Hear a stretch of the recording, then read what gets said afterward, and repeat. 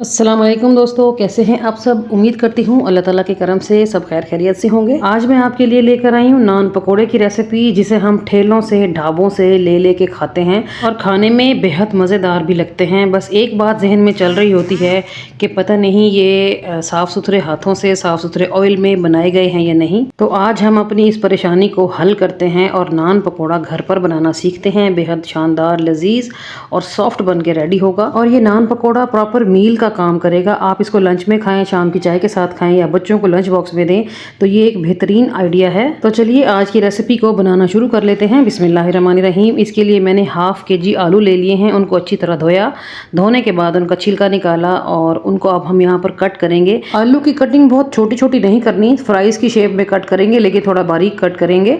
ये देखें, जिस तरह मैं आपको काट के दिखा रही हूँ, बिल्कुल इसी तरह ही आपने कट कर लेना है। बारीक कटिंग करने का फायदा ये होगा कि हम जब लेप लगाएंगे नान के ऊपर तो जल्दी से आलू पक जाएगा, कच्चा नहीं रहेगा। आलू की कटिंग करने के बाद हम लोगों ने यहाँ पर प्याज की कटिंग करनी है। मैंने मीडियम लार्ज साइज़ का एक ही प्याज काट के इस्तेमाल किया है। अगर आपके पास प्याज मीडियम साइज़ में हो या फिर स्मॉल साइज़ में हो तो फिर आप 2 से 3 यूज़ कर सकते हैं, ठीक है। तो यहाँ पर प्याज को भी हमने बारीक बारीक लच्छों में काट लेना है। प्याज की कटिंग करने के बाद हमने इसके लच्छे इस तरह खोल देने हैं, ठीक है। जिस तरह मैं मसल मसल के खोल रही हूँ ना, तो यहाँ पर आप लोगों ने प्याज के लच्छे खोल देने हैं। लच्छे खोलने के बाद आलू और प्याज को मिक्स कर देना है। अब हम यहाँ पर कुछ फ्लेवरिंग करेंगे। सबसे पहले हम इसमें डालेंगे अनारदाना। 1 टेबलस्पून भर के अनारदाना शामिल करें और 1 टेबलस्पून ही इसमें अजवाइन डालें।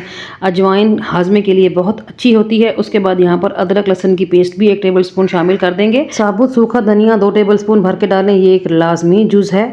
और 2 से 3 हरी मिर्चें काट लें, अगर कम स्पाइसी हो तो ज़्यादा भी काटी जा सकती हैं। नमक डालेंगे हस्बे ज़रूरत और 1 चम्मच भर के रेड चिली फ्लेक्स मैंने डाल दिए हैं। आधी चम्मच मैं इसमें डाल रही हूँ हल्दी। धनिया पाउडर डालेंगे 1 टेबलस्पून और 1 टेबलस्पून मैं इसमें शामिल कर दूंगी जीरा पाउडर। और फ्रेश हरा धनिया भी काट के शामिल कर देंगे, थोड़ा ढेर सारा डालेंगे ताकि इसकी खुशबू और लुक जो है वो बड़ी अच्छी सी आ जाए। अब ऐसा है कि ये तमाम स्पाइसेस आप अपनी टेस्ट के मुताबिक, अपनी पसंद के मुताबिक कम ज़्यादा कर सकते हैं, ठीक है। अब हम ये तमाम मसाला जात पहले आलू में अच्छी तरह मिक्स कर लेंगे ताकि तमाम मसाले आलू को और प्याज को अच्छी तरह लग जाए। उसके बाद हम इसमें शामिल कर देंगे बेसन। बेसन मैंने लिया है 2.5 कप के बराबर। पहले मैंने 1 कप डाला है। बेसन को पहले अच्छी तरह छान लें, क्योंकि बरसात का मौसम है तो बेसन को छान लेना अच्छी बात है। और 1 कप डालने के बाद मैंने आधा कप इसमें और शामिल किया। 1.5 कप बेसन डालने के बाद पहले मैं इन तमाम चीज़ों को अच्छी तरह मिक्स करूंगी। उससे मुझे अंदाज़ा होगा कि बेसन की और कितनी मिकदार इसमें जाएगी। तो पहले हाथों से इसको अच्छी तरह आप मिक्स करके देख लें। अगर आपका मटेरियल कम होगा तो फिर ये बेसन इनफ रह जाएगा। अगर आपका मटेरियल ज़्यादा होगा, जिस तरह मैंने ज़्यादा मटेरियल लिया है, तो फिर बेसन भी इसमें थोड़ा ज़्यादा जाएगा। तो 1 कप मज़ीद बेसन इसमें छान के शामिल कर लेंगे। मैं कोशिश कर रही हूँ कि आप लोगों को बहुत ही सादा और आसान अल्फाज में समझा पाऊँ कि नान पकौड़ा घर पर कैसे बनाते हैं। और एक बार आपने ये रेसिपी घर पर बना ली ना, घर के सारे बच्चे, बड़े बूढ़े सब दीवाने हो जाएंगे। मज़ीद बेसन डालने के बाद मज़ीद मिक्सिंग करेंगे और थोड़ा थोड़ा पानी शामिल करते हुए हमने इसका बैटर बनाना है। जिस तरह हम पकौड़ों का बैटर बनाते हैं वो थोड़ा सा हार्ड होता है, हमने इसको हल्का सा लूज़ रखना है। एकदम से पानी शामिल ना करें, थोड़ा थोड़ा करके शामिल करते रहें। और किस कंसिस्टेंसी पे आपने पानी का इस्तेमाल रोकना है उसके लिए आप देखते रहें। तो टोटल मैंने यहाँ पर 1/4 कप पानी इस्तेमाल किया और अब यहाँ पर मज़ीद पानी डालने की ज़रूरत नहीं है। यहाँ पर बैटर की जो कंसिस्टेंसी हमें मिल चुकी है वो बिल्कुल परफेक्ट है। अब आप पानी का इस्तेमाल रोक दें।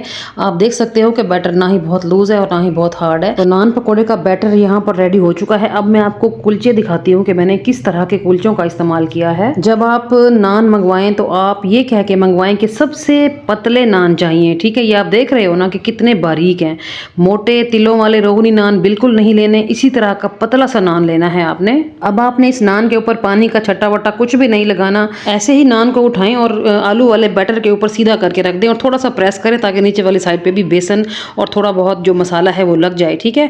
उसके बाद आप बैटर उठाएं और नान के ऊपर अच्छी तरह लेप लगा दें। नान के ऊपर आलू के बैटर का लेप लगाने से पहले आपने ऑयल चूल्हे पे चढ़ा देना है। जब ऑयल अच्छी तरह गर्म हो जाएगा ना, उसके बाद आपने नान को तेल में डालना है फ्राई करने के लिए। और जिस साइड पे हमने लेप लगाई है ना, यानी कि जो सीधी साइड है, आपने वो उल्टी करके डालनी है, ये इस तरह, ठीक है। तो उल्टी साइड ऊपर की तरफ है और जो हमने आलू वाली साइड बनाई है वो नीचे की तरफ है। इससे ये होगा कि नान के ऊपर से आलू का जो लेप है वो हटेगा नहीं, उसके ऊपर फिक्स हो जाएगा। जब नान थोड़ा सा फर्म होने लगे तो फिर आप इसकी साइड चेंज करें और फ्लेम को जो है हाई से मीडियम की तरफ ले आएं।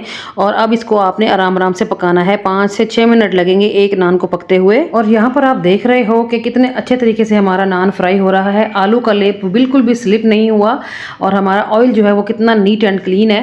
इसी तरह थोड़ा थोड़ा प्रेस करते हुए बनाएं ताकि हमारा नान जो है वो हर तरफ से इक्वली पके और कलर भी एक जैसा आए। और यहाँ पर मुझे 5 से 6 मिनट हो गए हैं नान पकोड़े को बनाते हुए और आप देख सकते हो कि कितना परफेक्ट और बेहतरीन बन के रेडी हो गया है। तो चलिए सबसे पहले इसको ऑयल से निकालेंगे और जो एक्स्ट्रा ऑयल है वो इसका हम नीचे कढ़ाई में गिरने देंगे, ठीक है। और जब निकालें तो किसी टिश्यू पेपर पे निकालें ताकि जो एक्सेस ऑयल हो वो टिश्यू अब्जॉर्ब कर ले, ठीक है जी।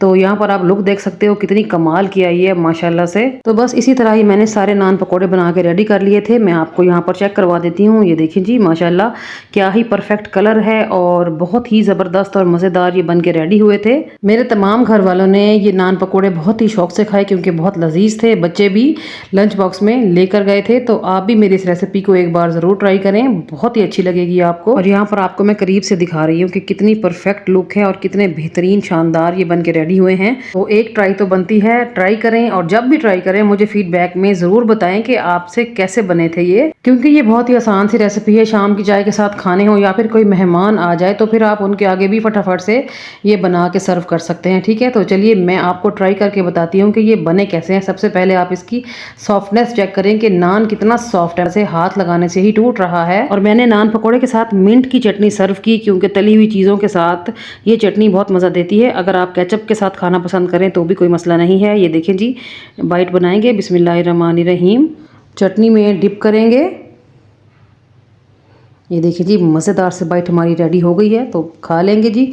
बहुत ही टेस्टी और मज़ेदार ये बन के रेडी हुए हैं। और ये बताएं कि आपको मेरी आज की रेसिपी कैसी लगी है। अगर अच्छी लगी है तो वीडियो को लाइक करें, शेयर करें और चैनल को भी सब्सक्राइब कर दें। चलती हूँ आज के लिए इतना ही। कल फिर मुलाकात होगी किसी और अमेजिंग और मज़ेदार सी रेसिपी के साथ। तब तक अपना और अपने प्यारों का रखें ढेर सारा ख्याल, मुझे रखें दुआओं में याद। ओके जी, अल्लाह हाफिज़, थैंक्स फॉर वॉचिंग।